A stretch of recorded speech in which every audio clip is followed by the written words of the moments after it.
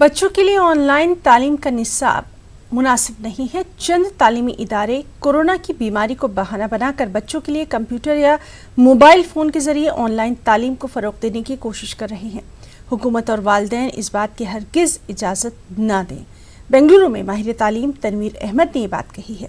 तनवीर अहमद के मुताबिक कई रिसर्च रिपोर्ट्स और नफ्सियात के माहिरीन ने यह ख्याल जाहिर किया कि ऑनलाइन एजुकेशन से बच्चों की सेहत और तख्लीकी सलाहियतों पर मनफी असरात मुरतब होंगे।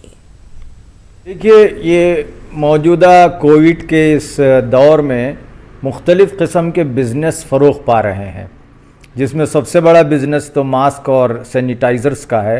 इसके साथ साथ एक और बिज़नेस अपनी जगह बनाने की कोशिश कर रहा है, वो है ऑनलाइन कोचिंग। ऑनलाइन कोचिंग एक ऐसा मामला है जिस पर भरपूर बहस होना चाहिए। ऑनलाइन कोचिंग प्री स्कूल के लिए तो पूरी तरह एडवाइजेबल नहीं है। प्राइमरी स्कूल के लिए पार्शियली हो सकता है। ऑनलाइन कोचिंग बेस्ट एडवाइजेबल है, सूटेबल है पोस्ट मैट्रिक यानी 11th और 12th के लिए। लेकिन आज हम देख रहे हैं कि प्री स्कूल के पेरेंट्स बड़े उतावले हो रहे हैं कि बच्चों को कैसे पढ़ाएं, ऑनलाइन पढ़ाएं।